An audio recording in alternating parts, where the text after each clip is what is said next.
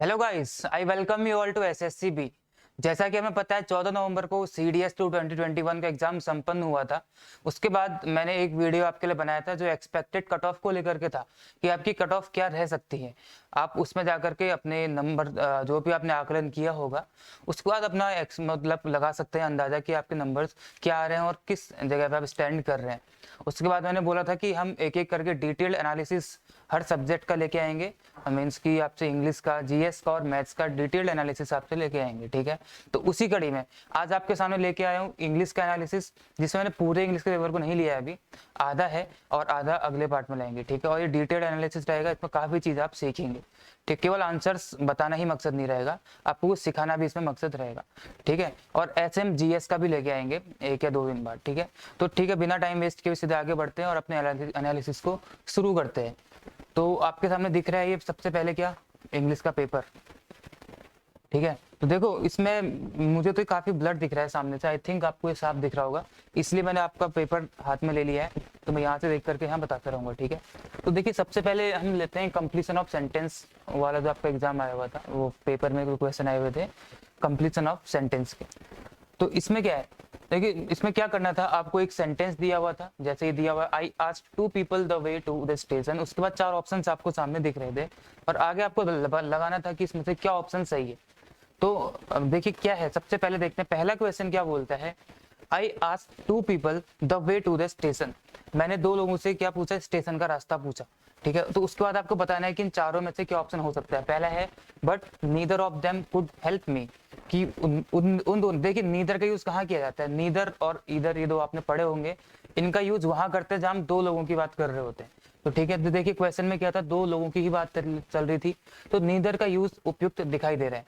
Neither of them could help मी, लेकिन उन दोनों में से कोई भी मेरी हेल्प नहीं कर पाए। नीदर अपने आप में एक नेगेटिव वर्ड है, आपको पता होगा, तो ये ऑप्शन सही दिखाई देता है। अगला देखते हैं, however none of them could show me the way, however none of them could show, देखिए नन ऑफ देम कहाँ पे आता है, नन ऑफ देम मतलब उनमें से कोई भी नहीं, ये आता है जब 2 से ज्यादा लोगों की हम बात करते हैं। तो यहाँ पे केवल 2 लोगों की बात चल रही है, 2 से ज्यादा की बात तो चल नहीं रही है, तो ये ऑटोमेटिकली आपको क्या हो जाता है, डिलीट हो जाता है, या आप इसको हटा सकते थे। Yet they had doubts about the station, देखिए येट का यूज यहाँ पे गलत हो जाएगा। क्वेश्चन क्या था, I asked people the way to the station, मैंने 2 लोगों से क्या पूछा, स्टेशन का रास्ता पूछा। Yet they had doubts about the station, फिर भी उनके मन में डाउट्स थे स्टेशन के बारे में, ये आपको सही इंडिकेशन नहीं दे रहा है, तो ये आंसर भी इसका नहीं हो सकता, येट यहाँ पे नहीं आ सकता है, ठीक है। Nevertheless they could not guide me, फिर भी वो मुझे गाइड नहीं कर पाए, ये भी कोई अच्छा सेंस इसमें नहीं दे रहा है, ठीक है। I asked 2 people the way to the station, मैंने 2 लोगों से स्टेशन का रास्ता पूछा, but neither of them could help me, तो इसका आंसर क्या हो जाएगा, ऑप्शन नंबर ए इसका आंसर हो जाएगा। तो पहले क्वेश्चन का आंसर आपको क्या देखने को मिल जाएगा, इसमें ए देखने को मिल जाएगा। देखिए अगला क्वेश्चन देखते हैं, तो अगले क्वेश्चन के लिए मैं आगे लेके आता हूं आपको। अगला क्या है, देखिए the room was very warm, अगला है the room was very warm, 4 option है, because the AC was set to moderate temperature, क्योंकि देखिए बोल रहा है कि the room was very warm, जो रूम था वो काफी गर्म था, वार्म था, because the AC was set to moderate temperature. तो इसके बाद आपको ऑटोमेटिकली मालूम चल रहा होगा कि रूम बहुत गर्म था, क्योंकि ऐसा कुछ आना चाहिए यहाँ पे, ठीक है। देखते हैं ऑप्शन में क्या क्या दिए हुए हैं। सबसे पहले है because the AC was set to moderate temperature, क्योंकि एसी मॉडरेट टेम्परेचर में सेट था, ये चीज सही दिखाई दे रही है हमें। Though the AC was set to very cold, अब देखिए वेरी कोल्ड में सेट है तो वार्म तो हो नहीं सकता, ये ऑटोमेटिकली आप डिलीट कर लोगे, ठीक है। Since the AC was not very warm in its temperature, it is not very warm in its, देखिए since the AC was not very warm मतलब the room was very warm, बहुत गर्म था, सिंस चूंकि एसी गर्म नहीं था, मतलब अपने टेम्परेचर में काफी वार्म सेटिंग में नहीं था, तो ये भी आपका नहीं दिखाई देता है सही। उसके बाद है since the AC was in a very low temperature setting, क्योंकि चूंकि एसी अपनी बहुत लो टेम्परेचर सेटिंग में था, इससे भी आंसर आपका सही नहीं आता है। अगर लो टेम्परेचर सेटिंग में तो वेरी वार्म होने का कोई चांस नहीं बनता है, और सिंस मतलब चूंकि होता है, चूंकि या क्योंकि दोनों, ठीक है। तो ऑप्शन नंबर आपका क्या दिख जाएगा इसमें, ए आंसर हो जाएगा, because the AC was set to moderate temperature, ठीक है। इसके बाद हम आगे बढ़ते हैं, देखते हैं आगे क्या है। अगला क्वेश्चन क्या बोलता है कि, देखिए अगला क्वेश्चन क्या है, वी कुड लीव टुडे और we could leave tomorrow. We could leave today और वी कुड लीव टुमारो, हम आज भी छोड़ सकते हैं या आज भी जा सकते हैं और हम कल भी जा सकते हैं, ठीक है। Preferring what you want, prefer करते हुए कि तुम क्या चाहते हो, ये वाला ऑप्शन थोड़ा सा सही दिखाई दे रहा है कि नहीं है आगे देखेंगे। As you prefer one of the two, जैसा भी तुम इन दोनों में से एक प्रेफर करो। Depending on what you prefer, इस चीज पे डिपेंड करते हुए कि तुम क्या प्रेफर करते हो, हम आज भी जा सकते हैं और कल भी जा सकते हैं। क्या आपको ऑप्शन सही दिखाई देता है कि इस चीज को प्रेफर करते हुए कि तुम इस depending on what you prefer, तुम क्या प्रेफर करते हो, इस पे डिपेंड करते हुए वी कुड लिव टुडे और टुमारो, हम आज भी जा सकते हैं और कल भी जा सकते हैं। तो ऐसा कोई अच्छा साउंड ये नहीं कर रहा है। विच एवर यू प्रेफर, देखिए सबसे सूटेबल ऑप्शन इसमें आपको यही दिखाई देगा, वी कुड लिव टुडे और वी कुड लिव टुमारो, हम आज भी जा सकते हैं, हम कल भी जा सकते हैं। विच एवर यू प्रेफर, तुम जो भी प्रेफर करना चाहो, या तो आज को प्रेफर करो या कल को प्रेफर करो। तो इसका आंसर क्या हो जाएगा, ऑप्शन नंबर डी हो जाएगा। आई थिंक आपको ये चीज समझ आई होगी, हम आज भी जा सकते हैं और कल भी जा सकते हैं। विच एवर यू प्रेफर, जिसको भी तुम पहले प्रेफर करो या जिसको भी तुम प्रेफर करो, ठीक है। ये हो गया आपका ऑप्शन नंबर डी, इसका आंसर हो जाएगा। उसके बाद हम आगे बढ़ते हैं। आगे क्या है, फोर्थ क्वेश्चन आपको दिखाई देता है। फोर्थ क्वेश्चन में क्या है, देखिए, Mohan and I could not get into the house because, Mohan और मैं घर में नहीं जा पाए, घर के अंदर नहीं घुस पाए, क्योंकि, ठीक है, क्यों नहीं घुस पाए, आगे देखो। Neither of us had the keys, देखिए नीदर का यूज जहाँ पे दो लोग होते हैं वहां पे किया जाता है, और मोहन और आई की बात हो रही है, इसका मतलब ये ठीक है, नीदर का यूज यहाँ पे किया जा सकता है, तो हमें ये सही दिखाई देता है, इसको देखते हैं। उसके बाद both of us do not have the keys, both of us do not have the keys, देखिए बोथ ऑफ अस तो ठीक दिखाई दे रहा है, लेकिन डू नॉट का यूज किया गया है, और यहाँ पे हम बात क्या कर रहे हैं, Mohan and I could not get into the house. Could not मतलब ये पास्ट की बात कर रहा है, अगर यहाँ पास्ट है तो यहाँ आपका प्रेजेंट में कैसे आ सकता है ना, तो आपका ऐसे डिलीट हो जाता है। उसके बाद either of us did not have the keys, हम दोनों में से किसी के पास भी कीज नहीं थी, ये भी आपको सही साउंड करता है। उसके बाद neither of us did have the keys, उसके बाद ये भी आपको सही साउंड करता है, लेकिन यहाँ पे थोड़ा सा आपको डिफरेंस देखना पड़ेगा। अगर आप स्पोकन की बात करेंगे, स्पीकिंग में अगर आप बोलेंगे, तो आप ये भी बोल सकते हैं, ये भी बोल सकते हैं और ये तीनों आपको सही साउंड कर रहे होंगे, लेकिन ग्रामर के हिसाब से आप ऐसे नहीं करेंगे। ग्रामर के हिसाब से आप क्या करेंगे, इसमें देखिए, neither of us did have the keys, है तो होने को तो सही है, क्योंकि इसमें डिड का यूज कर दिया गया है, तो अब यहाँ पे हैड नहीं आएगा, अब यहाँ पे फर्स्ट फॉर्म आएगी, यानी कि हैव आएगा। तो वैसे तो सही है, लेकिन ग्रामेटिकली ये रॉन्ग है, ग्रामर में इसका यूज यहाँ पे नहीं किया जाता। Neither of us had the keys होता तो ग्रामर के हिसाब से सही होता, जो कि पहला वाला क्वेश्चन है, पहला वाला ऑप्शन है, तो इसलिए हम इसको यहाँ पे नहीं लेके आएंगे, क्योंकि ग्रामर में इस तरीके से नहीं बोला जाता। Neither of us did have, अगर आप नेगेटिव सेंटेंस बोल रहे हैं तो वहां पे आप इस तरीके से इसका यूज नहीं करते हैं, जो आपका हेल्पिंग वर्ब बोला जाता है इसको, ठीक है, इसका यूज आप नहीं करते हैं, तो डिड का यूज यहाँ पे नहीं किया जाएगा, तो ये ऑप्शन गलत हो जाएगा। ग्रामर के हिसाब से both of us do not have the keys और neither of us had the keys, ये दोनों ही ऑप्शन एक्चुअली नहीं, ये वाला और ये वाला, either of us did not have the keys, और ये दोनों सही है, लेकिन इन दोनों प्रेफरेंस जब दी जाती है, अगर आपको नेगेटिव में बोलना है तो पॉजिटिव में बना करके आप नेगेटिव नहीं बोलेंगे प्रेफरेंस के हिसाब से, तो कौन सा सही हो जाएगा, ऑप्शन नंबर 8 ही हो जाएगा, यानी कि neither of us had the keys, आपका ये आंसर इसमें हो जाएगा। उसके बाद आगे बढ़ते हैं, अगला 5th नंबर का क्वेश्चन है। 5th नंबर क्वेश्चन है, there are many good hotels you can choose to stay in, कि there are many good hotels you can choose to stay in, बहुत सारे अच्छे होटल्स हैं, तुम किसी में भी स्टे करने को चूज कर सकते हो, कहीं भी स्टे कर सकते हो। तो मैनी ऑफ देम, देखिए उनमें से बहुत सारों में स्टे करने के लिए आप चूज नहीं करोगे, और पता है गलत हो जाएगा, क्योंकि मैनी ऑफ देम है, उनमें से बहुत सारों में तो स्टे नहीं करोगे। एनी वन ऑफ देम, जितने भी हैं उनमें से किसी एक में स्टे करोगे, तो आपको ये सही दिखाई देता है। उसके बाद तीसरा ऑप्शन है either of them, either of them मतलब दो की बात होती तो हम ईदर का यूज करते, लेकिन यहाँ पे मैनी की बात कर रहे हैं, तो यहाँ पे ईदर का यूज नहीं होगा, तो इसलिए वो नहीं हो जाएगा। ऑल ऑफ देम की बात कर रहे हैं, तो सभी में तो आप रहने का नहीं सोच सकते, ठीक है, ना ही आपका सी ऑप्शन है, ना ही आपका डी ऑप्शन होगा, बी ऑप्शन आपका सही आंसर हो जाएगा, क्योंकि ये बोलता है एनी वन ऑफ देम, ठीक है। तो अब हम सीधे आगे बढ़ते हैं, थोड़ा मैं फास्ट चल रहा हूँ, इसको बताता हूँ, क्योंकि काफी सारे क्वेश्चन हैं, और ये चीज तो आपको इसमें आती होगी, ये मैं उम्मीद करते हुए चल रहा हूँ, ठीक है। ये आपका था ऑप्शन नंबर सी और डी, ठीक है। अब हम देखते हैं आपका कौन सा क्वेश्चन, 6th नंबर का क्वेश्चन देखते हैं। 6th नंबर के क्वेश्चन में क्या बोल रहा है, the bus service is very good, there is a bus, ठीक है, यहाँ पे है the bus service is very good, जो यहाँ पे बस सर्विस है वो बहुत अच्छी है। देयर इज अ बस, वहाँ एक बस है, फिर आगे आपको बढ़ना है। आफ्टर 10 मिनट्स, 10 मिनट के बाद बस है। इन 10 मिनट्स, 10 मिनट में बस है। बिफोर 10 मिनट्स, 10 मिनट से पहले बस है। ये तो वैसे ही गलत हो गया। एवरी 10 मिनट्स, ये इसको देख लेते हैं।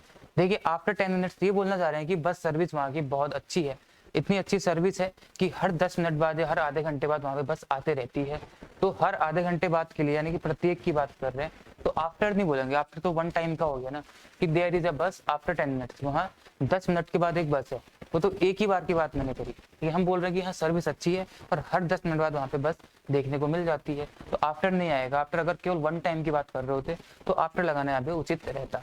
इन 10 मिनट्स और एवरी 10 मिनट्स, आपका दो ऑप्शन बचे। हम बोलना चाहते हैं कि प्रत्येक 10 मिनट के बाद, तो हम क्या बोलेंगे, एवरी 10 मिनट्स। तो अब यहाँ पे एवरी आफ्टर 10 मिनट्स ऐसे नहीं बोला जाता है। एवरी मतलब अपने आप में ही यह है कि इतने के बाद। तो एवरी 10 मिनट्स मतलब हर 10 मिनट के बाद। जैसे हम बोलते हैं ना, every Sunday, every Monday, every Tuesday, तो यही यहाँ पे हो जाएगा। तो 6th क्वेश्चन क्या है, the bus service is very good, there is a bus every 10 minutes. Bus service बहुत अच्छी है, हर 10 मिनट के बाद वहाँ पे बस आ जाती है या है। ठीक है, उसके बाद आगे बढ़ते हैं। आगे क्या क्वेश्चन है, 7th नंबर क्वेश्चन आपको दिखाई दे रहा होगा। 7th नंबर क्वेश्चन क्या है, we live near a busy airport, we live near a busy airport, the planes fly. हम एक बिजी एयरपोर्ट के पास में रहते हैं और द प्लेन्स फ्लाई, वहाँ पे प्लेन्स उड़ते रहते हैं। तो आगे कैसे उड़ते रहते हैं, we live near a busy airport, हम बिजी एयरपोर्ट के पास में रहते हैं। The planes fly near our house, हमारे घर के पास में उड़ते हैं, मतलब हमारा जो घर है उसी के पास में उड़ते हैं। बाय आवर हाउस, हमारे घर से होते हुए निकलते हैं, मतलब हमारे घर के दरवाजे से निकलते हुए जाते हैं, ऐसा भी नहीं है, तो ये भी गलत हो जाएगा। ओवर आवर हाउस और around our house, around our house मतलब हमारे घर के चारों तरफ घूमते हैं, ऐसे नहीं है। प्लेन्स वहां से होते हुए जा सकते हैं, मतलब उसके ऊपर से जाएंगे, लेकिन उनके घर के चारों ओर तो नहीं घूम रहे होंगे, तो ये इसका ऑप्शन नहीं हो सकता है। बाय आवर हाउस, हमारे बाय आवर हाउस भी नहीं हो सकता। The planes fly by our house, हमारे घर के द्वारा या वहां से। नियर आवर हाउस, उनके घर के पास में भी नहीं उड़ते हैं। कैसे उड़ते हैं, इन सब में चारों में अप्रोप्रिएट क्या दिखाई दे रहा है, ओवर आवर हाउस, मतलब हमारा जो घर है उसके ऊपर से उड़ते हुए जाते हैं। तो ऊपर से उड़ते हुए जाते हैं तो क्या हो जाएगा, ओवर आवर हाउस हो जाएगा। ठीक है, ये आपको समझना था। थोड़ा मैं जल्दी जल्दी कर रहा हूँ क्योंकि काफी नंबर ऑफ क्वेश्चन है। ठीक है, तो हम उसको हम सोच रहे हैं कि आज इसको काफी सारा इस तरह से कर ले, बाकी फिर अगले बार करेंगे अगले पार्ट में। तो देखो अगला क्वेश्चन क्या बोलता है, Dan was very quiet, he did not say a word. Dan was very quiet, he did not say a word. Dan जो था वो बहुत शांत था, बहुत क्वाइट था, बहुत चुपचाप बैठा हुआ था। He did not say a word, उसने एक वर्ड भी नहीं बोला। All the evening, the entire evening, ठीक है, all the evening, the entire evening, और क्या था, all the entire evening और entire evening, ये चार ऑप्शन आपको दिखाई दे रहे हैं। देखिए ऑल द इवनिंग मतलब सारी शाम, जैसे अगर एक शाम, दो शाम, तीन शाम, चार शाम, अगर इतने सारी शाम है, इवनिंग है, आज की भी मिला लो, कल की, परसों की, तो वो होती है ऑल द इवनिंग। ठीक है, लेकिन अगर आज की ही शाम में पूरे टाइम नहीं बोला, यानी कि आज ही आज की शाम और पूरे टाइम नहीं बोला, तो आज के लिए क्या करते हैं हम, एंटायर। ठीक है, जैसे आज की शाम और उस शाम में पूरे टाइम नहीं बोला, तो वो क्या हो जाएगा, entire evening. All the evening मतलब क्या हो जाएगी, पूरी जितने टाइम की बात मैं कर रहा हूँ, आज कल परसों नरसों, उन सब शाम की बात हो जाएगी। तो यहाँ पे ये नहीं आएगा, क्योंकि वो बोलना चाह रहा है कि आज की शाम पूरे टाइम वो नहीं बोला। तो आएगा क्या, एंटायर आएगा। तो ऑल के साथ एंटायर भी नहीं आ सकता, क्योंकि दोनों के दोनों एक जैसे वर्ड है। ये भी नहीं हो सकता, होगा क्या, द एंटायर इवनिंग होगा या फिर एंटायर इवनिंग होगा।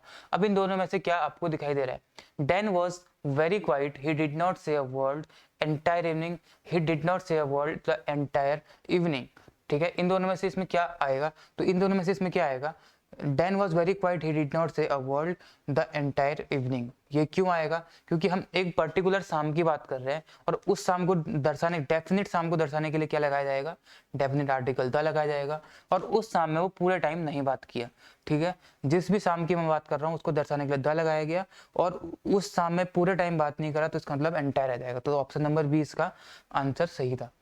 आगे बढ़ते हैं, आगे बढ़ते हैं और देखते हैं कि आगे क्या है इसमें। अगला है आपका आई डोंट लाइक स्टोरीज। ठीक है, कहाँ है, ये है आई डोंट लाइक स्टोरीज। उसके आगे आपको बढ़ना है कि आगे क्या हो सकता है। ठीक है, I don't like stories which have unhappy endings, और which had sad endings, that have unhappy endings, और विच आर अनहैप्पी एंडिंग्स। मुझे वो स्टोरीज पसंद नहीं है, मुझे वो स्टोरीज पसंद नहीं है। कौन सी, which can have happy unhappy endings, जिनकी अनहैप्पी एंडिंग्स हो सकती हैं। ठीक है, ऐसा नहीं होगा, ठीक है। जिनकी अनहैप्पी एंडिंग्स हो सकती हैं वो मुझे पसंद नहीं है, ऐसा हम नहीं बोलेंगे, ठीक है। उसके बाद विच had sad endings, I don't की बात कर रहे हैं तो पास्ट में कहाँ से चले गया, ये भी नहीं हो सकता। आई don't like stories that have unhappy endings, ये थोड़ा सही दिखाई दे रहा है, ठीक है। उसके बाद I don't like stories which are unhappy endings, ये भी नहीं है। विच आर अनहैप्पी एंडिंग्स क्या होता है, कुछ भी नहीं होता है। विच आर अनहैप्पी एंडिंग्स, जो अनहैप्पी एंडिंग्स हैं, तो ऐसा कुछ नहीं है। जिनकी अनहैप्पी एंडिंग्स होती है मुझे वो स्टोरीज बिल्कुल पसंद नहीं है, यानी कि आई डोंट लाइक स्टोरीज। स्टोरीज इसके लिए आया यहाँ पे दैट, उसके बाद स्टोरीज के लिए क्या आया, हैव आया, तो stories that have unhappy endings, मुझे वो स्टोरीज बिल्कुल पसंद नहीं है जिनकी अनहैप्पी एंडिंग्स होती है, ठीक है। उसका 10th नंबर ऑफ क्वेश्चन देखते हैं और कंप्लीशन ऑफ सेंटेंस का लास्ट क्वेश्चन है, उसके बाद आगे बढ़ेंगे। तो इसमें क्या होता है, इसमें क्या बोल रहा है कि नॉट एवरीथिंग, हर वो चीज नहीं, not everything that happened was my fault, ये सही दिखाई दे रहा है। हर वो चीज जो भी हुई वो मेरा फॉल्ट नहीं था, ये सही साउंड कर रहा है। नॉट एवरीथिंग विच हैपन, अब देखिए यहाँ पे which happen was my fault, देखिए वाज की बात कर रहा है, ठीक है। वाज यानी कि पास्ट की बात कर रहा है, तो यहाँ पे हैपन तो हो नहीं सकता, सेकंड फॉर्म होनी चाहिए, यानी कि पास्ट की बात कर रहे हैं तो पास्ट की बात होगी, तो हैपन नहीं हो सकता, इसलिए यहाँ पे गलत हो जाएगा, ठीक है। या फिर अगर हैपन है तो फिर यहाँ पे वाज नहीं होना चाहिए, ठीक है। दोनों चीजें हैं। Not everything what happened was my fault, ये भी सही साउंड कर रहा है। Not everything what ever happened was my fault, देखिए वॉट एवर हैपेंड एक तरीके से हम बोल सकते थे, लेकिन अब क्या हो गया ना, वॉट एवर में भी क्या आ गया, हर वो चीज जो हुई, और यहाँ पे भी हम वही बोल रहे हैं हर वो चीज जो हुई, यानी कि यहाँ पे भी एवर का यूज आपको दिखाई दे रहा है, यहाँ पे भी एवर यानी कि एवरी का यूज आपको दिखाई दे रहा है, तो दो एवरी लगाने बहुत जरूरी नहीं है, तो इसलिए गलत हो जाएगा। Not everything what ever happened, अगर यहाँ पे एवरीथिंग का यूज हमने कर दिया है तो हम वॉट एवर का यूज नहीं करेंगे। वॉट एवर मतलब भी क्या होता है, हर वो चीज, और ये भी क्या बोल रहा है, हर वो चीज, ठीक है, तो इसलिए हम इसका यूज नहीं करेंगे। तो यहाँ पे क्या हो जाएगा इसका answer, not everything that happened was my fault, हर वो चीज जो हुई वो मेरा फॉल्ट नहीं था, ठीक है। ये बोलना चाह रहे हैं कि हर वो चीज जो हुई वो मेरा फॉल्ट नहीं था, ये बोलना चाहते हैं। तो आपके 10 क्वेश्चन थे, 10 के 10 के आंसर आपको बता दिए मैंने। अब इसमें हम आगे बढ़ते हैं, ठीक है। आगे क्या है, स्पॉटिंग एरर्स में आते हैं। स्पॉटिंग एरर्स का देखते हैं सेक्शन आपका। आई होप कि आपको क्लियर दिख रहा हो, मुझे सामने से क्लियर दिखाई नहीं दे रहा है, इसलिए मेरे को पेपर यूज करना पड़ रहा है यहाँ पे, ठीक है। तो मैं समझता हूँ कि आपको क्लियर दिखाई दे रहा होगा, ठीक है। देखिए स्पॉटिंग एरर्स, स्पॉटिंग एरर्स कहाँ पे, यहाँ पे है। देखिए पहला क्वेश्चन क्या दिखाई दे रहा है आपको, इसमें आपको 4 सेक्शन दिए हैं, उसमें से आपको एरर फाइंड करना होता है, ठीक है। एरर देखिए, everything is going well, we did not have any problem, option number D पे है नो एरर। इनमें से किस में एरर है, एवरीथिंग इज गोइंग वेल, हर चीज सही चल रही है, we did not have any problem, देखिए यहाँ पे प्रेजेंट की बात कर रहे हैं और यहाँ पे ये पास्ट में आ गए, तो दोनों चीज आपको गलत दिखाई दे रही है, या तो दोनों ही प्रेजेंट में होते हैं दोनों ही पास्ट में होते। एवरीथिंग इज गोइंग वेल, हर कोई चीज सही चल रही है, we did not have any problem, ये नहीं होना चाहिए, यहाँ पे क्या होना चाहिए, we don't have any problem, ठीक है। क्या होना चाहिए, we don't have any problem. या फिर एक और तरीके से हम लिख सकते हैं, थोड़ा सा एडवांस हो जाएगा, हम क्या लिख सकते हैं यहाँ पे, we haven't had any problem, we haven't had any problem. Haven't had मतलब क्या हो जाएगा, अभी हर कोई चीज सही चल रही है, हमें अब तक कोई प्रॉब्लम नहीं हुई है, ठीक है, हम कोई प्रॉब्लम फेस नहीं कर रहे हैं, इसका भी मतलब ये है वी हैवंट हैड, या फिर हम सिंपली बोल रहे हैं we don't have any problem, हमें कोई प्रॉब्लम नहीं है, ठीक है। तो ये इसके दोनों के दोनों से क्या हो जाएंगे, दोनों के दोनों हम बोल सकते हैं, इसलिए इसका ऑप्शन नंबर बी आंसर सही हो जाएगा।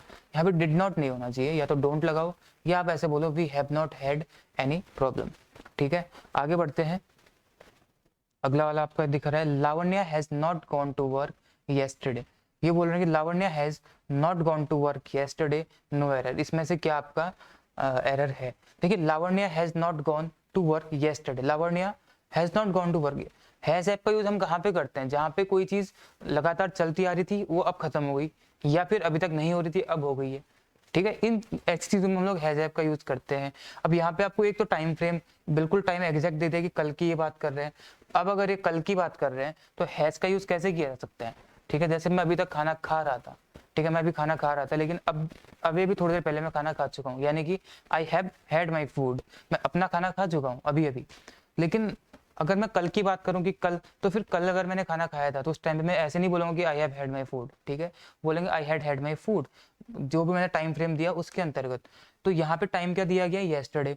अब कल की बात की गई है तो कल की बात के लिए यहाँ पे हैज तो आएगा नहीं, ठीक है, तो क्या गलत हो जाएगा यहाँ पे, ऑप्शन नंबर ए गलत हो जाएगा, हैज नहीं आना चाहिए, क्या आना चाहिए, Lavanya did not go to work, यानी कि लावण्या कल अपने काम पे नहीं गई, Lavanya did not go to work. अगर आप इसको प्रेजेंट में सॉरी पॉजिटिव में बनाते तो कैसे बनाते, Lavanya went to work yesterday, ठीक है।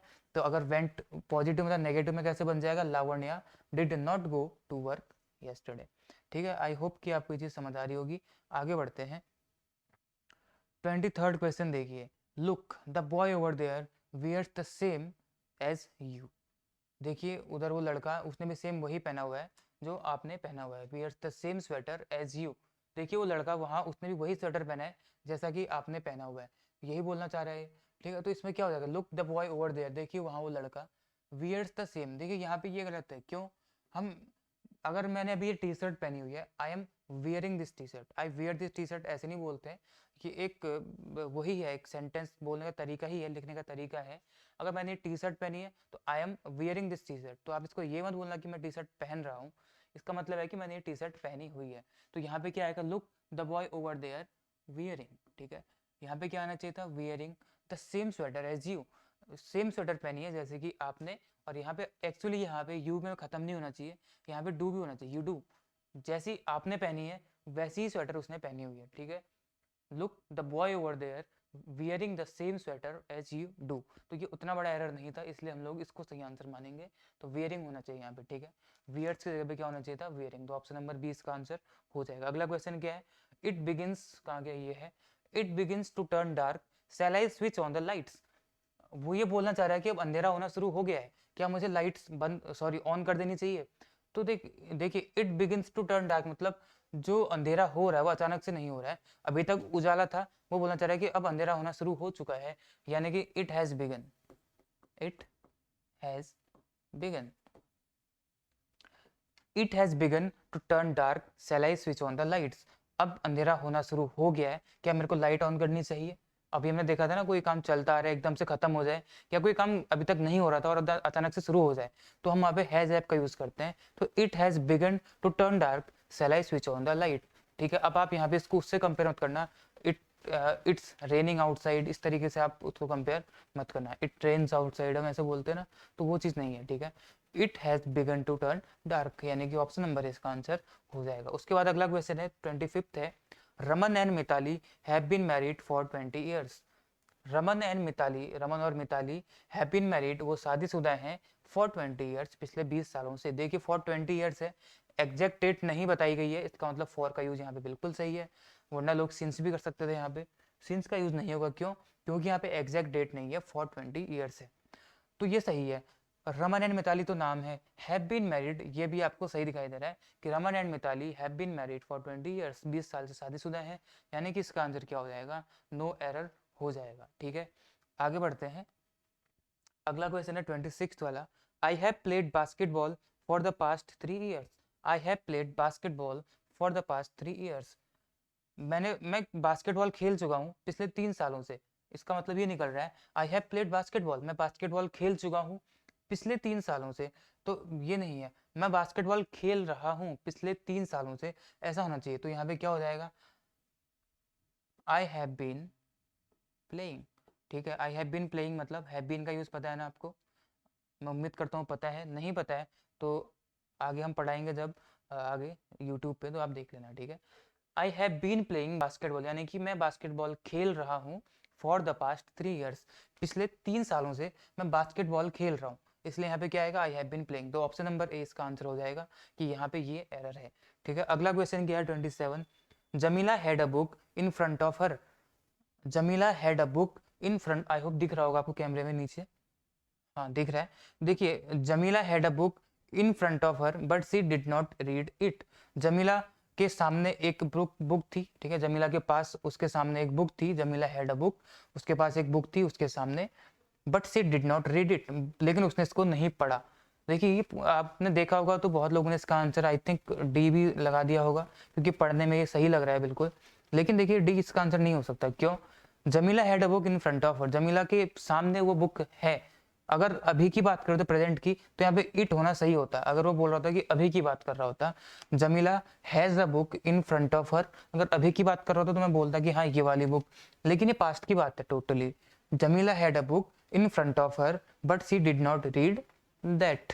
ठीक है, हम बोलना चाहते हैं कि जमीला के सामने एक बुक रखी थी लेकिन उसने उस बुक को नहीं पढ़ा, तो इट की जगह क्या आना चाहिए था, यहाँ पे दैट आना चाहिए था। तो ऑप्शन नंबर सी इसका आंसर हो जाएगा।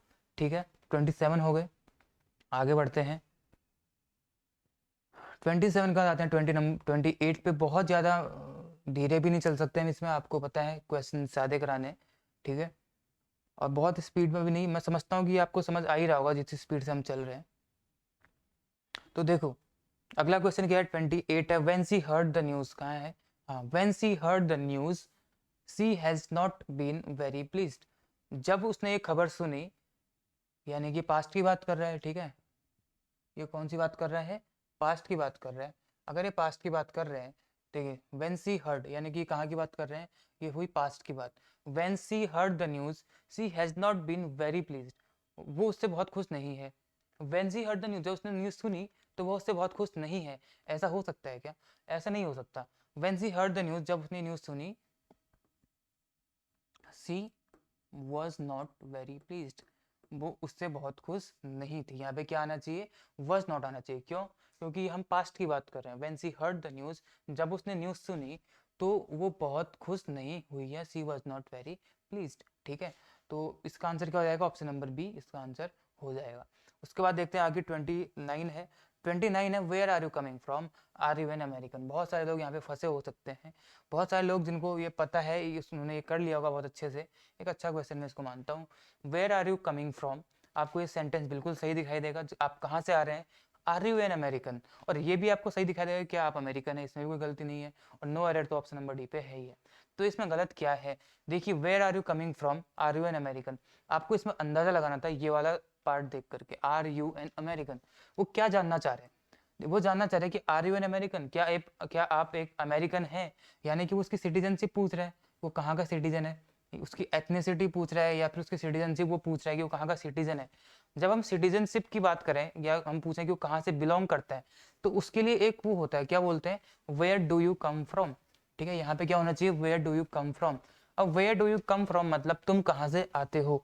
अब ये तो ट्रांसलेशन हो गया, लेकिन इसका मतलब क्या होता है, where do you come from. Where do you come from मतलब होता है कि तुम कहाँ से बिलोंग करते हो। हमने कैसे अंदाजा लगाया, यहाँ पे ये होना चाहिए कि यहाँ पे ये बोल रहा है कि आर यू एन अमेरिकन, यानी क्या आप एक अमेरिकन हो, आपकी नागरिकता क्या एक अमेरिकन है। तो ये बोलना चाह रहा है कि आप बिलोंग कहाँ से करते हो। तो where do you come from, where are और कमिंग यहाँ पे नहीं आएगा। ठीक है, where are you coming from मतलब क्या हो जाता है, आप कहाँ से आ रहे हो। तो इसका आंसर क्या हो जाएगा, ऑप्शन नंबर ए, यहाँ पे एरर है, where do you come from इसमें आना चाहिए। उसके बाद क्वेश्चन नंबर 30 है, I went to Canada a few years ago for a holiday, मैं कनाडा गया कुछ साल पहले फॉर अ हॉलीडे, और डी पे है नो एरर। इसमें क्या हो सकता है, पूरा का पूरा सेंटेंस आपको देखने में सही लग रहा है, पढ़ने में बिल्कुल सही लग रहा होगा, लेकिन इसका आंसर क्या हो जाएगा, आई वेंट टू कनाडा, मैं कनाडा गया अ फ्यू ईयर्स एगो कुछ साल पहले फॉर अ हॉलीडे। देखिए, हम हॉलीडे के लिए नहीं जाते हैं। ठीक है, जैसे वो कनाडा गया तो कनाडा हॉलीडे के लिए नहीं गया, वो तो हॉलीडे लेकर के गया, वहाँ पे छुट्टी थी उसकी यहाँ पे, इसलिए उसको वहाँ गया। तो यहाँ पे हॉलीडे की बजाय क्या होना चाहिए था, वैकेशन होना चाहिए था। छुट्टियां मनाने गया ना वहाँ पे वो, तो छुट्टियां मनाने क्या होता है, वैकेशन होता है। तो वो किस चीज के लिए गया वहाँ पे, आई वेंट टू कनाडा, मैं कनाडा गया कुछ साल पहले फॉर अ वैकेशन, अपने वैकेशन के लिए गया, हॉलीडे के लिए नहीं गया। हॉलीडे तो यहीं पे मिल जाता है उसको। ठीक है, हॉलीडे के लिए वो वहाँ नहीं गया था। तो उसके बाद कितने क्वेश्चन हो गए आपके, 30 नंबर तक हो गया। अब क्या आएगा आपका, ऑर्डरिंग ऑफ सेंटेंसेस हम अगले वीडियो में देखेंगे। अब हम ईडियम्स एंड फ्रेजेस पे चलते हैं। आपको क्या आएंगे, ईडियम्स एंड फ्रेजेस। देखो मेरे को ये सामने से बहुत जूम दिखाई दे रहा है, काफी ब्लर दिख रहा है मेरे को, इसलिए मैं पेपर लेके हाथ में खड़ा हूँ यहाँ पे। ठीक है, मैं उम्मीद करता हूँ आपको ठीक दिख रहा होगा, एक बार देख लेता हूँ मैं कैसा दिख रहा है। स्क्रीन पे सही दिखाई दे रहा होगा आपको, आई थिंक मोबाइल स्क्रीन पे या लैपटॉप पे जहाँ पे भी आप देख रहे हैं। ठीक है, मेरे को सामने से खराब दिखाई दे रहा है इसलिए। देखिए, सबसे पहला ईडीएम एंड फ्रेजेस की बात करते हैं, तो सबसे पहले क्या है, 40 विंग्स। बहुत ही फेमस एक ईडीएम है 40 विंग्स। 40 विंग्स में क्या होता है, जैसे विंक मतलब क्या होता है, हम लोग आंख, जैसे आंख मारना बोलते हैं, वो होता है विंक। ठीक है, तो 40 विंक से क्या मतलब है, यानी कि 40 बार विंक। अगर हम वैसे ट्रांसलेट करें तो 40 बार विंक मतलब मतलब आप शॉर्ट नैप ले रहे हो, ठीक है, धीरे धीरे आप मतलब लगातार नहीं सो रहे हो, छोटा छोटा छोटा छोटा छोटा आप क्या कर रहे हो, एक नैप ले रहे हो, उसको हम बोलते हैं सिएस्टा बोला जाता है इंग्लिश में, टेकिंग सिएस्टा। ठीक है, यही इसका मतलब 40 विंग्स मतलब होता है टेकिंग सिएस्टा। देखते हैं क्या है, विंकिंग 40 टाइम्स ट्रांसलेशन नहीं है ये, तो ये गलत हो जाएगा। ठीक है, 40 टाइम्स विंक करना इसका ऐसा नहीं है। स्लीप डिसऑर्डर ये बीमारी भी नहीं है कोई, लॉन्ग स्लीपिंग आवर्स भी नहीं है। आप 40 विंग्स हैं, आप ऐसे अंदाजा लगाओ 40 विंग्स यानी कि 40 बार उसकी आंख झपक रही है अगर, तो जाहिर सी बात है एक लॉन्ग स्लीपिंग आवर्स तो है नहीं, और short sleep during a day ये हो सकता है इसका आंसर, क्योंकि थोड़ी थोड़ी देर के लिए सो रहा है, 40 विंग्स हो रहे हैं उसको। ठीक है, तो इसका आंसर क्या होता है, वैसे एक्चुअली मैं बताऊं तो इसका होता है टेकिंग सिएस्टा। ये लिखा है सिएस्टा में, CIESTA, टेकिंग सिएस्टा मतलब एक छोटी सी नैप लेना। वो क्या हो गया, a short sleep during a day, एक दिन में एक छोटी सी नींद लेना। ठीक है, ये इसका आंसर हो जाएगा ऑप्शन नंबर डी। उसके बाद क्या है अगला, life in a raw.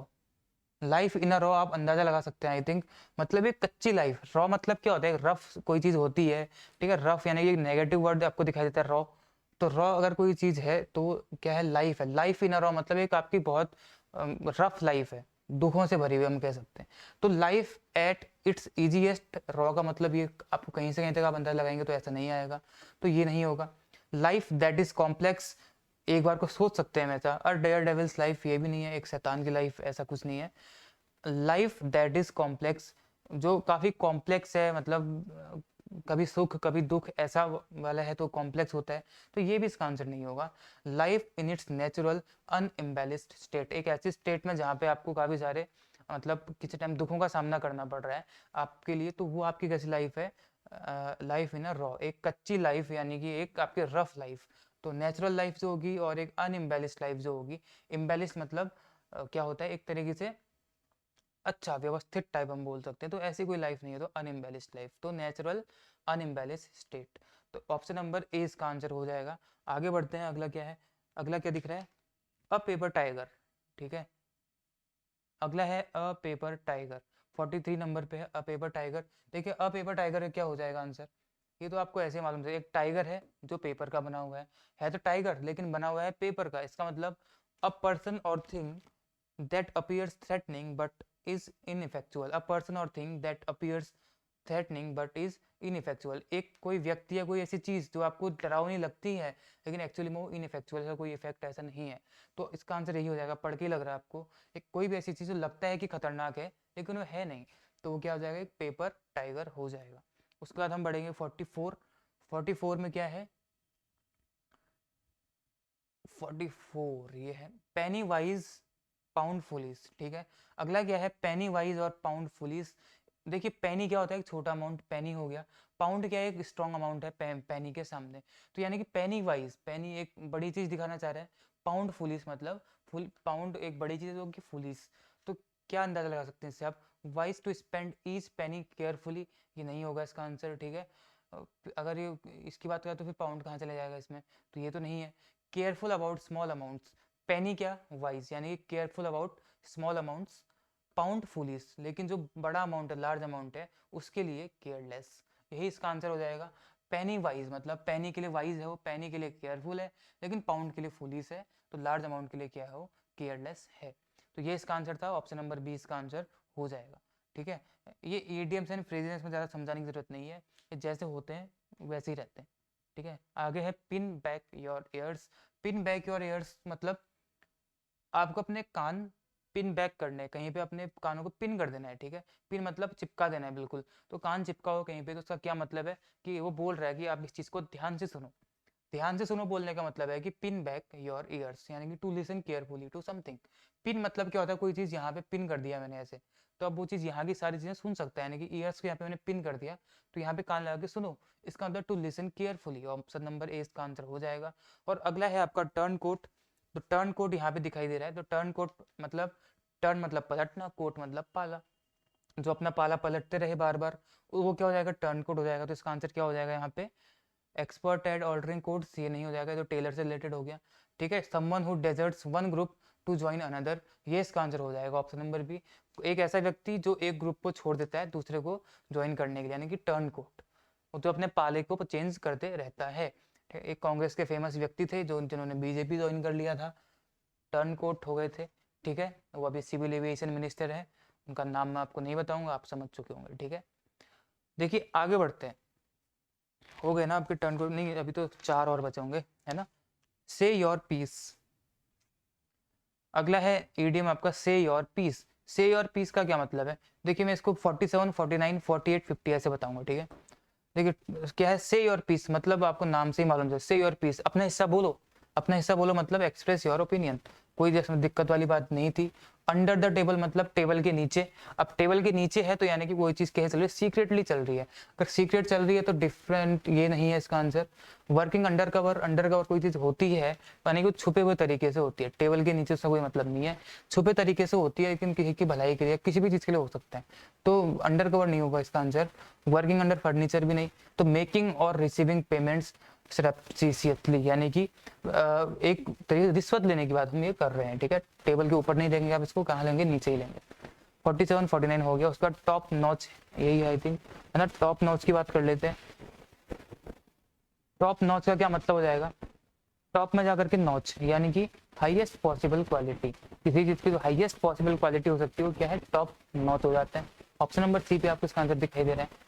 At the drop of a head, जैसे ही आपकी हेड गिरे वैसे ही, आपकी हेड सिर पे पहनते हो, सिर से नीचे गिरने में कितना टाइम लगता है, बहुत छोटा सा टाइम लगता है, तो यानी कि सडन, ठीक है, sudden and without much thought, बिना ज्यादा सोचे अचानक से कोई चीज कर देना, that is at the drop of a head.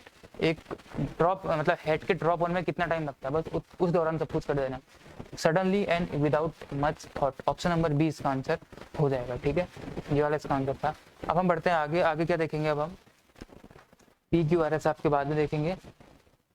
अब हम देखते हैं फिल इन द ब्लैंक्स, ठीक है, फिल इन द ब्लैंक्स पे आते हैं। इस वीडियो को पूरा देख लो क्योंकि आपको एक डिटेल एनालिसिस के साथ ये बताया जा रहा है, केवल आंसर ही नहीं। देखिए फिल इन द ब्लैंक्स पे आते हैं। फिल इन द ब्लैंक्स सबसे पहले क्या है, honesty is on his face. देखिए अगर आपको नहीं भी पता है वैसे तो आपको पता ही होगा इसका आंसर क्या है। देखिए कैसे, ऑनेस्टी इज, रोड यहाँ पे नहीं आ सकता। रोड कब आता है, जब हम पास्ट की बात करते हैं। पास्ट की बात करते हैं तो वहाँ पे सेकंड फॉर्म, अगर रोड तब आती है तो हम यहाँ पे डिड की बात करें यानी कि पास्ट की बात कर रहे होते तो रोड आता। तो ये पास्ट की बात तो चल नहीं रही है, इज लिखा हुआ है। इसके साथ आती है आईएनजी फॉर्म, ठीक है, इसके साथ आईएनजी फॉर्म आती है तो आपको यहाँ पे दिख रहा है the honesty is writing on his face, लेकिन आपको सही सेंस नहीं दे रहा है कि ऑनेस्टी उसके फेस पे लिख रही है, ईमानदारी उसके फेस पे लिख रही है, ऐसा भी नहीं है। तो इसके साथ आईएनजी फॉर्म सूटेबल होती है तो यहाँ पे सूटेबल नहीं है। तो राइट्स भी कहाँ आता है, आपका डू डज वाले सेंटेंसेस में आता है। तो ये और ये तो आपने ऐसे एलिमिनेट कर दिया। ऑप्शन सी पे आए राइटिंग इज देख करके आईएनजी पे आए, लेकिन ये क्या दिखाई दे रहा है आपको, honesty is writing on his face, honesty क्या उसके फेस पे लिख रही है, ऐसा नहीं है। ऑप्शन नंबर बी हो जाएगा, honesty is written on his face, यहाँ पे पार्टिसिपल्स का यूज किया गया है। ऑनेस्टी इज रिटन यानी कि उसके माथे पे लिखी गई है, यानी कि उसके चेहरे पे लिखी गई है ईमानदारी। वो इतना ईमानदार है कि उसके चेहरे को देख के आप बता सकते हो कि ये बहुत ईमानदार है, यानी कि ऑप्शन नंबर बी इसका आंसर हो जाएगा, ठीक है। Honesty is written, the chair is broken, हम बोलते हैं ना द चेयर इज ब्रोकन यानी कि चेयर टूटी हुई है। जब हम किसी चीज की कंडीशन बताते हैं, किसी चीज की क्वालिटी बताते हैं, तो उसको भी हम लोग थर्ड फॉर्म से ही बताते हैं, क्वालिटी, कंडीशन, ये सब कुछ। तो ऑनेस्टी एक क्वालिटी है उस व्यक्ति की जो कि उसके चेहरे पे लिखी हुई है, यानी कि वो इट इज रिटन, पार्टिसिपल का यूज किया गया है। उसके बाद 62 है ही लिप्स हिज पेन। देखिए ये क्वेश्चन देखिए, ही लिप्स हिज पेन, ही लिप्स वह जीता है, हिज पेन अपनी पेन के द्वारा, के साथ, अपने पेन पर, या अपने ऑफ हिज पेन, ठीक है। तो कैसे है ये, एक तरीके से एक हम वो है ईडियम भी बोल सकते हैं इसको एक तरीके से। He lives by his pen, यहाँ पे सही आंसर हो जाएगा। He lives by his pen का क्या मतलब हो जाएगा, ही लिव्स बाय मतलब क्या हो जाएगा, वह उसकी आजीविका क्या है, उसकी पेन है। वो आई थिंक एक ऑथर होगा, उसका एक राइटर हो सकता है, तो उसके जीने का जरिया क्या है, लिव बाय मतलब एक उसकी आजीविका का संसाधन क्या है, पेन है, यानी कि पेन मतलब क्या हो जाएगा, कविताएं करना, राइटर, ऑथर जो भी कुछ हो। He lives by his pen, वो अपने लेखन के द्वारा ही अपनी आजीविका चलाते हैं, इसका ये मतलब है, ठीक है। ही लिव्स बाय, जिसको ये फ्रेज पता होगा तो उसने ये कर दिया होगा, he lives by his pen, ठीक है, ये एक फ्रेज होता है। 62 उसके बाद आगे बढ़ते हैं। अब है 63, मच वाटर हैज रन, ये तो बहुत ही चीज था, इसको देखिए कर ही लिया होगा आपने। Much water has run dash the bridge since then, बहुत सारा वाटर उसके बाद ब्रिज के नीचे से गया, जाहिर सी बात है ब्रिज से कहाँ जाएगा, नीचे जाएगा, पास से नहीं जाएगा, ठीक है, पास से जा सकता है, लेकिन यहाँ पे सूटेबल क्या है, अबाउट भी नहीं होगा इसका आंसर, अंडर हो सकता है क्योंकि ब्रिज के अंदर से नीचे से जाएगा वो।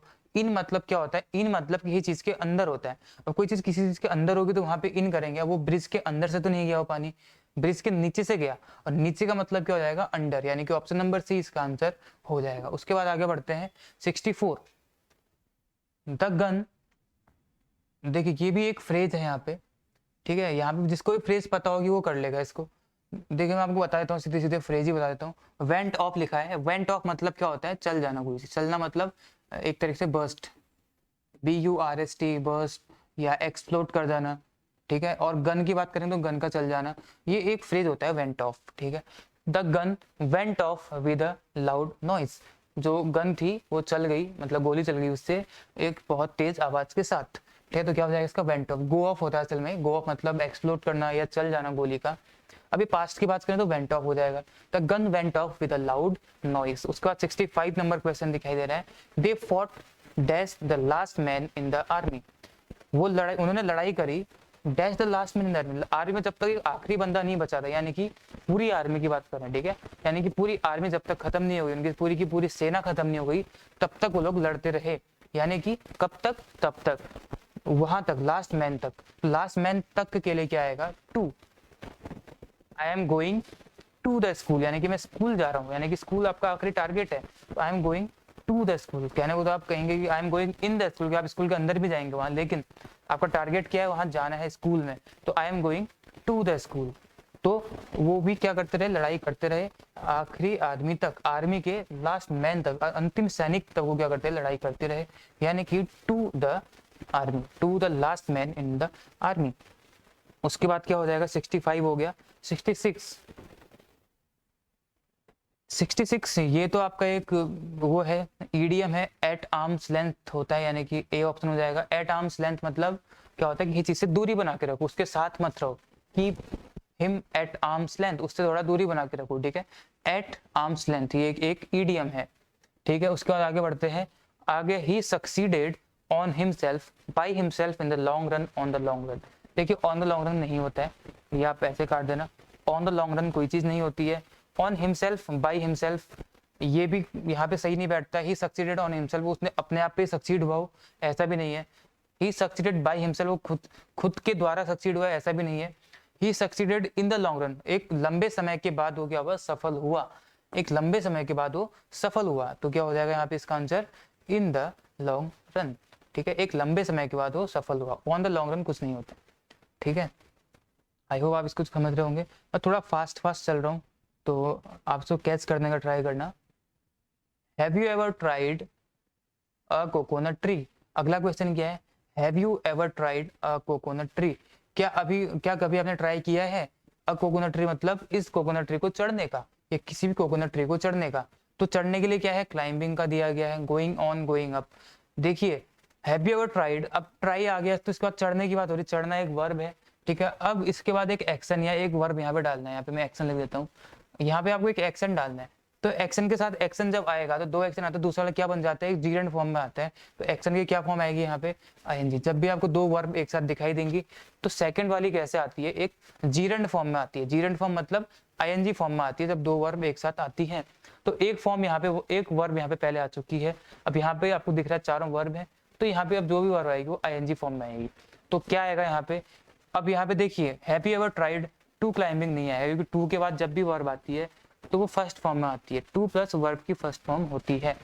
कुछ ऐसे वर्ड्स होते हैं गिने चुने जो टू के बाद आईएनजी फॉर्म में आते हैं, वरना सारे के सारे कैसी फॉर्म में आते हैं, फर्स्ट फॉर्म में आते हैं। तो क्लाइंब उनमें से नहीं है, तो ये वर्ड यहाँ पे सही नहीं है, तो इसका आंसर टू क्लाइंबिंग नहीं होगा। गोइंग ऑन, हम पेड़ पे चढ़ते हैं, आपको पता है हम पेड़ पे क्लाइंब करते हैं, तो क्या आ जाएगा इसका आंसर, ए आ जाएगा, क्लाइंबिंग। क्यों क्लाइंबिंग क्यों आएगी, क्योंकि ट्राई आपकी एक वर्ब है, ट्राई के साथ दूसरी वर्ब आएगी तो आईएनजी फॉर्म में आएगी, जीरेंट फॉर्म में आएगी। हैव यू एवर ट्राइड, क्या आपने कभी ट्राई किया है पेड़ में चढ़ने का, ऐसा ही बोलना चाहते हैं कि आपने कभी पेड़ में चढ़ने का, कोकोनट ट्री में चढ़ने का ट्राई किया है, यानी क्लाइंबिंग, यानी क्लाइंबिंग आ जाएगा, ठीक है। टू क्लाइंबिंग क्यों नहीं आएगी, क्योंकि टू के बाद वर्ब की फर्स्ट फॉर्म आती है, कुछ वर्ड्स को छोड़ कर, कुछ वर्ड्स में आईएनजी फॉर्म आती है, एल्स बाकी सारे वर्ड्स में टू के बाद फर्स्ट फॉर्म आती है। उसके बाद अगला क्वेश्चन आपका है 69, he is a man dash means, he is a man, ये तो आपको पता होगा, he is a man of means, man of होता है, ऑफ मैन ऑफ मीन्स मतलब क्या होता है, एक फ्रेज है ये। मैन ऑफ मीन्स का मतलब होता है रिच मैन, ठीक है, एक अमीर आदमी है, वो एक अमीर आदमी है। He is a man of means, he is a man of means मतलब एक अमीर आदमी है। ये भी इसमें दिक्कत नहीं थी, सी आंसर हो जाएगा इसका। उसके बाद हम आगे बढ़ते हैं, 70 नंबर क्वेश्चन पे आते हैं। ही डिसलाइक्स पनिश हिज फ्रेंड्स। देखिए ये दो सेंटेंस से मिलकर बना है। ही डिसलाइक्स पनिश हिज फ्रेंड्स, आपको क्या दिखाई दे रहा है, उसको पसंद नहीं है। ही डिसलाइक्स, उसको पसंद नहीं है टू पनिश हिज फ्रेंड्स, हम ऐसे बोल सकते हैं, उसको पसंद नहीं है अपने फ्रेंड्स को पनिश करना। अब यहाँ पे टू तो कहीं दिखाई नहीं दे रहा आपको, है ना, हैव टू, हैविंग टू ऐसे शुरू किए हुए। अब टू नहीं दिखाई दे रहा है तो इसका मतलब यहाँ पे टू तो नहीं आने वाला, यहाँ पे कुछ और आने वाला है। अब क्या आएगा, हैव की बात कर लेते। देखिए ही डिसलाइक्स फॉर पनिश, अब जब भी फॉर का यूज होता है उसके बाद अगर वर्ब आती है तो कैसी आती है, आईएनजी फॉर्म में आती है, आपको पता होना चाहिए। फॉर के बाद हमेशा आईएनजी फॉर्म में आती है। अगर आपने यहाँ फॉर्म भर दिया तो आईएनजी नहीं है तो फॉर नहीं हो सकता। ही डिसलाइक्स रिगार्डिंग पनिश, ये भी नहीं है यहाँ पे, ठीक है। उसके बाद क्या दिखता है आपको, he dislikes have to punish his friends. अभी थोड़ी देर पहले आपको बताया था, जब भी यहाँ पे दूसरी कोई वर्ब आए, कुछ भी आएगा तो क्या आएगा, वो आईएनजी फॉर्म में आना चाहिए। देखिए ये सेंटेंस एक्चुअली दो सेंटेंस से मिलकर बना हुआ है। ही डिसलाइक्स, ठीक है, एक तो हो गया ही डिसलाइक्स, उसको पसंद नहीं है। दूसरा क्या बोल सकता हूँ, when he punishes his friends, ठीक है। he dislikes, उसको पसंद नहीं आता है जब वो अपने फ्रेंड्स को पनिश करता है, यानी कि अपने फ्रेंड्स को पनिश करना उसे पसंद नहीं है। अब दो सेंटेंस को जोड़ना है आपने, अब दो सेंटेंस को जोड़ोगे तो किसी एक ऐसे वर्ड से जोड़ोगे जो इनको जोड़ने में कामयाब हो। उसको पसंद नहीं है having to punish his friends, कि उसको अपने फ्रेंड्स को पनिश करना पड़े, ऐसा उसको पसंद नहीं है। He dislikes when he has to punish his friends, दो सेंटेंस है। He dislikes, उसको पसंद नहीं है when he has to punish his friends, जब उसको अपने फ्रेंड्स को पनिश करना पड़ता है।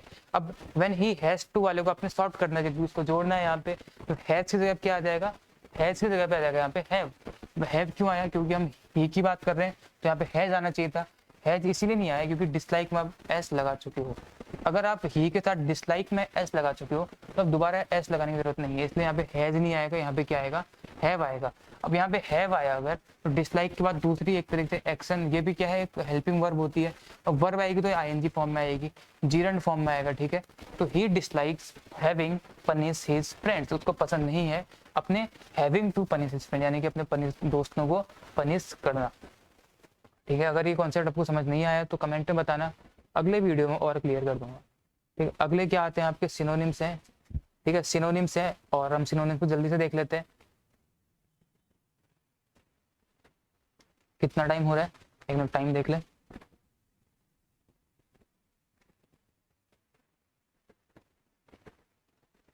देखो सिनोनिम्स देखते हैं, बाकी फिर हम कल करेंगे, ठीक है, अगले वीडियो में देखेंगे। सिनोनिम्स देख लेते हैं। He drowned in the flood water last year, synonyms, इसका सिनोनिम देखना है हमने। ही ड्रोन्ड मतलब डूब जाना, वो डूब गया या डूब गया, ठीक है, लड़के की बात हो रही है।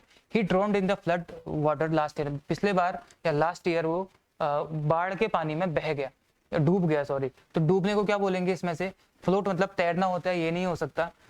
और स्वैम्ड, हाँ इसमें क्या है, देखिए ही ड्रोन यानी कि फ्लोट मतलब तैरना होता है, और डूबने को क्या बोलते हैं, सबमर्ज बोला जाता है, क्योंकि सबमर्ज क्या होता है, नीचे डूब जाना किसी चीज के, ठीक है। तो ड्रोन मतलब क्या हो जाएगा, डूब जाना, यानी कि सबमर्ज इसका आंसर हो जाएगा। देखते ही आपको इसका आंसर दिख जाना था, क्या हो जाएगा इसका आंसर, सबमर्ज। अगला क्वेश्चन क्या है, autumn is rather a dry season. Autumn एक क्या है, ड्राई सीजन है, ड्राई मतलब सूखा सीजन है। तो ह्यूमिड क्या होता है, नमी होती है, रेनी बारिश होता है, मॉइस्ट भी एक तरीके से मॉइस्चर होता है ना, पानी होता है जिसमें, तो ये तीन नहीं हो सकते। ड्राई मतलब होता है सूखा, यानी कि एरिड इसका आंसर हो जाएगा, ठीक है। उसके बाद ये बता देता हूँ पहले, he drank excessive amount of liquor. He drank excessive amount of liquor, excessive मतलब हद से ज्यादा, हद से ज्यादा को क्या बोलेंगे, एक लिमिट क्रॉस कर जाने वाला।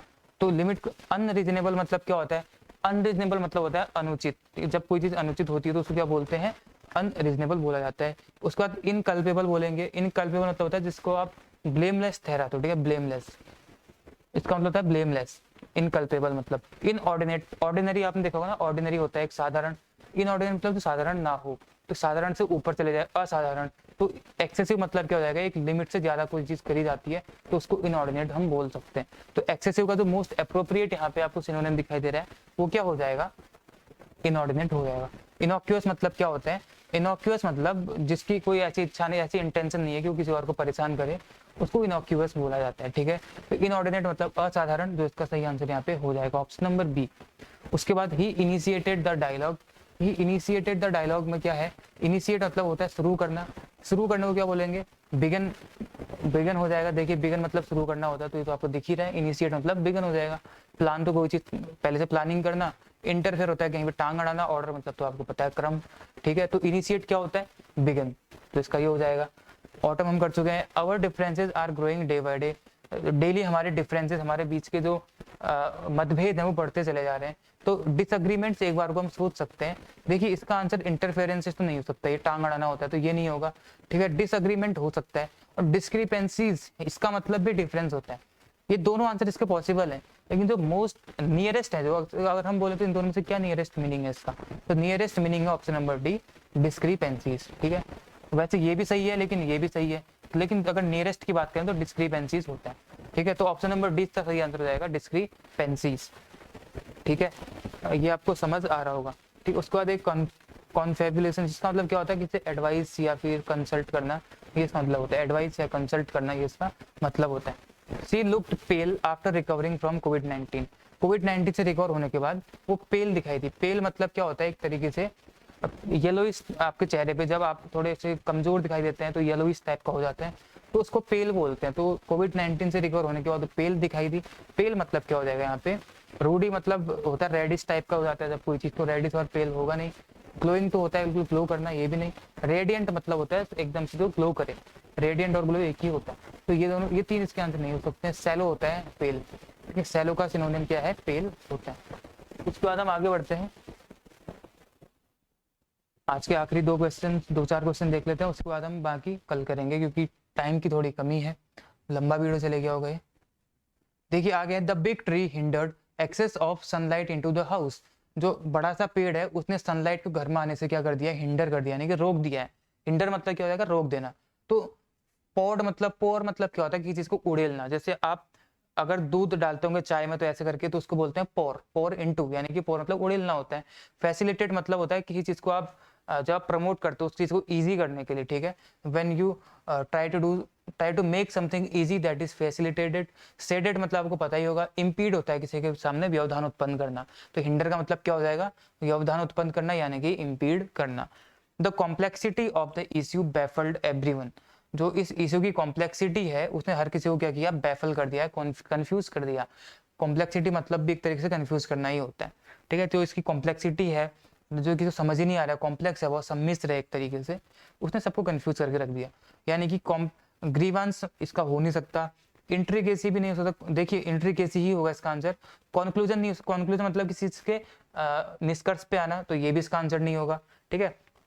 तो इंट्रिकेसी मतलब होता है कॉम्प्लेक्स, जब कोई चीज आपको समझ नहीं आती, इंट्रिकेट होती, तो उसका क्या हो जाता है, हम क्या बोलते हैं उसको, कॉम्प्लेक्सिटी बोला जाता है, ठीक है। ग्रीवांस इसका आंसर नहीं हो सकता है। उसके बाद आगे देखते हैं, आई over rule your proposal. Over rule मतलब क्या होता है, जब हम किसी चीज को, जैसे मैंने कोई चीज बोली, मेरा कोई सीनियर है उसने बोला कि ऐसा नहीं कर सकते, यानी कि उसने उस चीज को रोक दिया, तो वो क्या हो गया, ओवर रूल। वो उसके ऊपर अपना नया चीज लेके आ गया कोई रूल, तो उसको बोलते हैं ओवर रूल। जो तुमने कहा वो नहीं, बल्कि ये जो मैं बोल रहा हूँ। तो ये क्या होता है, वीटो होता है। वीटो मतलब क्या होता है, किसी चीज को रोक देना, ठीक है। जब आप उसके अगेंस्ट में जा रहे हो या कुछ कर रहे हो तो उसको रोक देना, तो उसको बोलते हैं वीटो।